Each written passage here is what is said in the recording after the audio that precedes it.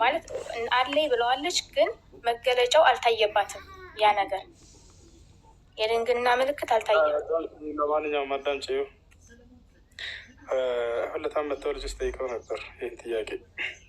ዋሽታው ከሆነ ማለት ውሸት መሆኑን አውቃ እየተናገረች ከሆነ ነው ይችልች። ነገር ግን በተፈጥሮ የሌላት ስች አልዋሸችም። ተደፍራ ከሆነስ ይቺ ግልጹን መናገር አለባት።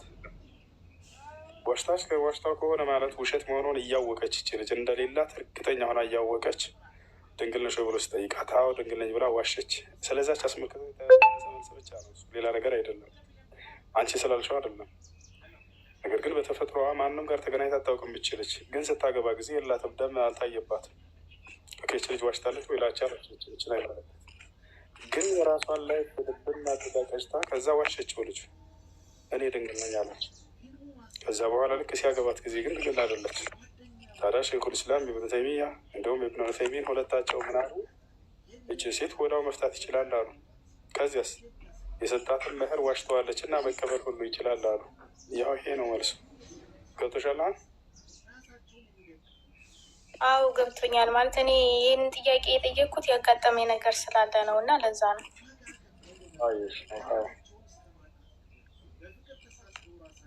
ጀዛኩም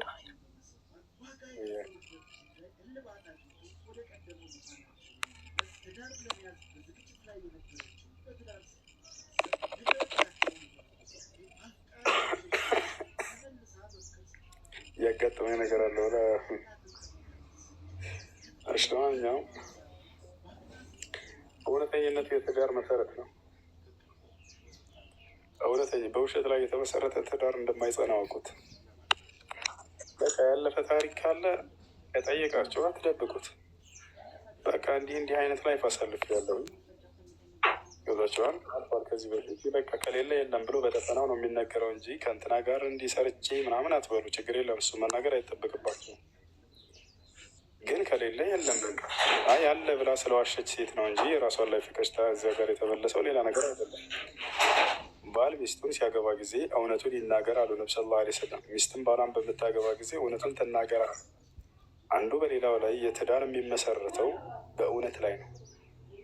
በማጭበርበር ላይ እና በመዋሸት ላይ የተመሰረተ ትዳር ያ ውሸት በተጋለጠ ጊዜ ወዳው ህይወት ይበላሻል። ሚስት ለምሳሌ ባሏ የሆነ ነገር ነገራት፣ ስለ እርሱ ውሸት ሆኖ አገኘች። ወዲያው ፍች መጠየቅ ትችላለች ወይ? በዚሁ አንጻር አዎ በደንብ አድርጋ ትችላለች። ገብታችኋል? ትችላለች። ገብታችኋል? ስለዚህ አትዋሹ። ያለፈ ነገር ከሆነ አልፏል፣ በቃ خلاص። ያ ነገር ሰውየው ቢያልፋት እስከተባለ መብቱ ነው፣ እሱ ማለፍ ይችላል። እንዳውም ቢያልፋት ዑለሞች ይመክራሉ። ያለፈው ህይወቷ የተበላሸ ከነበረ ያንን ነገር እርሷ መናገር ፈልጋ ካልሆነ እንዳው ያንን ያልፋት መልካም ነው። ይህ ነው የተፈጥሮ ድንግል የሌለው እነሱን አይመለከትም መልሱ ያ ነው። እሺ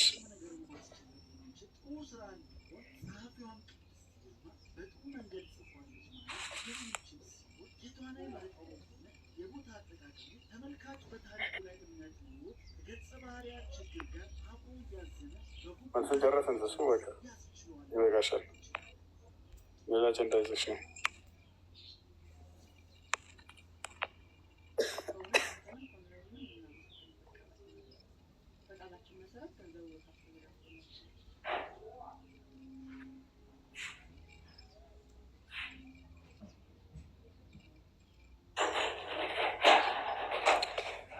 ያ ሰላም